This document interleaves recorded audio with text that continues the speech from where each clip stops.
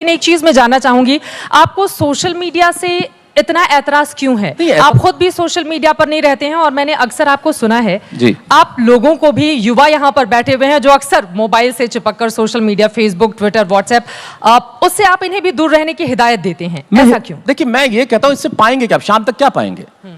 मैं आज ये करके आया, ये प्रचार करने की क्या आवश्यकता है? मैं नहीं करता। मैं यहाँ कविता आज का दौर तो लेकिन प्रचार प्रसार का ही है भाई। आज का दौर होगा प्रचार प्रसार का। मुझे इस तरह की पब्लिसिटी नहीं चाहिए जो मुझे कम कर दे, मुझे हल्का कर दे, मुझे धीमा कर दे, मुझे नीचे कर दे। सृजन में अगर मैं वक्त लगाऊंगा, देखिए बहुत सीधी सी बात है, मेरी दो पंक्तियां हैं कि सहजता थी, सादगी थी, बंदगी थी। ये व्हाट्सएप और फेसबुक नहीं थे ना, तब जिंदगी थी। और यकीन मानिए, व्हाट्सएप अगर 1947 के पहले आ गया होता तो देश अभी तक आजाद नहीं होता। हर आदमी एक दूसरे को मैसेज भेजता है, इस मैसेज को इतना फैलाओ कि अंग्रेज देश छोड़ के भाग जाएं। अच्छा, दिलचस्प ये है कि तालियां वो लोग बजा रहे हैं जो सबसे ज्यादा सोशल मीडिया का इस्तेमाल करते हैं, क्योंकि उन्हें पता है कि ये क्या है। क्योंकि फेसबुक पे आप यकीन मानिए चित्रा, आप अपना चेहरा लगाएं और उसके बाद कोई स्टेटस डाल दे, कमेंट डाल दे, फिर देखिए आप नीचे कमेंट की बहार। क्योंकि फेसबुक पे हम लोगों से बात नहीं करते, चेहरों से बात करते हैं। दुनिया में झूठ बोलने की इससे ज्यादा बड़ी जगह मैंने नहीं देखी। आप यकीन मानिए, आप इतनी खूबसूरत हैं, आप एक लगाएं कि जैसे नहीं, इसमें सच्चाई है, इसमें गलत क्या बात है? ये तो सूचना है और आप तो पत्रकार हैं, सूचना देने का ही काम करते हैं, तो ये तो सूचना है, राइट? तो आप मान लीजिए एक स्टेटस लगा दें कि भाई आज मैं लोकल बस से, डीटीसी की बस से यहां तक आई। चेहरा आपका है जी, सूचना आपकी है, और फिर नीचे लोगों के कमेंट देखें, हाउ स्वीट, आप कितनी सहज हैं, देखिए आपका जीवन कितना सरल है, अगली बार ले जाओ तो हमें भी ले जाना। अब यही कमेंट मेरे जैसा कोई कर दे, चेहरा मेरा है, और मैं लिख दूंगा आज मैं लोकल बस से यहां तक आया। पहला कमेंट तो, दूसरा हमें क्यों बता रहा है, तीसरा तेरी औकात ही इतनी है भिखारी की औलाद।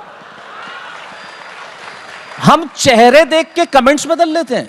हमारी सच्चाई ये है, हम चेहरों से बात करते हैं, हम लोगों से बात नहीं करते।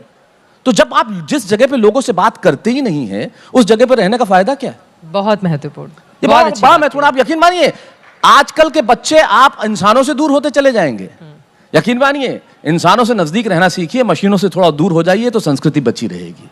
मोबाइल फेंक दीजिए, किताबें ले लीजिए। और साहित्य आज तक का मंच इसीलिए सजा भी है जी, और लगातार हम देख पा रहे हैं यहाँ पर कि कितनी किताबों का विमोचन भी हुआ है।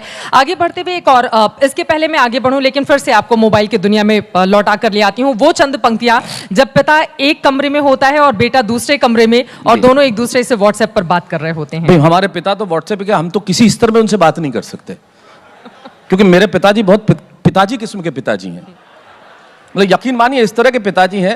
ये लाइव तो नहीं चल रहा? डरते हैं आप लाइव से? अरे मकान के कागज अभी भी उन्हीं के नाम पे हैं। तो डरते हैं का क्या मतलब भाई? मैं मारवाड़ी आदमी हूं, बहुत सोच समझ के काम करता हूं भाई। आप सोच रहे होंगे अभी कोट पहन के कि मैं सर्दी का इंतजार क्यों करूं, नया बनवाया तो पहन लिया। मतलब हम लोग वो लोग हैं। अरे इतने खतरनाक पिताजी हैं। क्लास में टीचर मुझे मैथमेटिक्स पढ़ा रहे थे, बोले खड़ा हो जाओ, मैं खड़ा हो गया। आपको मालूम मैथमेटिक्स में उदाहरण दिए जाते हैं, मुझे आज तक समझ में नहीं आया। 3 बिंदु बना के चूंकि, माना की, अब वो 3 बिंदु का क्या लेना देना मेरे कभी पल्ले नहीं पड़ा। तो मैथमेटिक्स में उदाहरण दे रहे थे कि खड़े हो जाओ, मैं खड़ा हो गया। What goes off my father, इसका हिंदी तर्जुमा आप खुद कर लीजिएगा। तो खड़ा हो गया तो बोले मैथमेटिक्स पढ़ा रहे थे सर। वो आप ही की उम्र के हैं सर जो आप इतने ध्यान से मुझे देख रहे हैं। मैं आपका सम्मान करता हूं, उन्हीं को याद करते हुए आपको देख के बोल रहा हूं। तो नहीं, आपका सम्मान मैं इसलिए करता हूं कि इस उम्र में मैं आपके चेहरों पे हंसी के सिवा कुछ नहीं दे सकते। तब मैं एक बहुत, मेरी पंक्ति याद आती है कि छत नहीं रहती, दहलीज नहीं रहती, दीवार और दर नहीं रहता, घर में बुजुर्ग ना हो तो घर घर नहीं रहता। वाह वाह, बहुत खूब। तो खड़ा कर दिया हमारे पिताजी, मेरे को खड़ा कर दिया क्लास में टीचर ने। खड़ा हो जाओ, मैं खड़ा हो गया। बोले तुम्हारे पिताजी की पैंट की एक जेब में 100 रुपए हैं, दूसरी जेब में 150 रुपए, इसका क्या मतलब? मैंने कहा पैंट किसी और की है।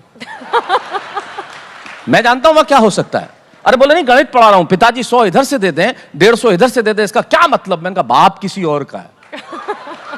अठन्नी नहीं दे। अच्छा, वो बहुत सोच समझ के देते हैं, बहुत सोच समझ के। एक भिखारी आया उनके पास, बोले आपके पड़ोसी ने बहुत कुछ खिलाया, आप कुछ दीजिए। इन्होंने हाजमोला दी कि पचाता रहे, और क्या चाहिए। एक दर्जी के पास गए, वो दर्जी ने आत्महत्या कर ली। गए और बोले भाई सिलेगा कपड़े? बोले मेरा काम वही है। पैंट सिलेगा, कितने रुपए लेगा? बोले 300 रुपए। बोले बहुत ज्यादा है। निक्कर सिलेगा? बोले हाँ सिल दूंगा। कितने? बोले 75 रुपए। बोला ये ठीक है। अब वो नाप लेने लगा निक्कर का। बोले कितनी लंबी रखूं? बोले जमीन तक। तो हमारे पिताजी से हम बहुत डिस्टेंस से बात करते हैं। अच्छा, मेरे चाचा तो और भी महान है। उनसे लोग अनाथालय के लिए कुछ मांगने आए, उन्होंने 2 औलाद दे दी। भाई स्टार्टअप कहीं से तो होना चाहिए, ये तो हमारा खानदानी स्टार्टअप है, तो उनसे बड़ा डिस्टेंस से बात करते हैं हम लोग। आज भी इतने डिस्टेंस से बात करते हैं, यकीन मानिए उनसे नजरें नहीं मिलती, और उनसे नजरें नहीं मिलती शायद इसीलिए इस काबिल हुए कि हम आपकी नजरों में आ गए।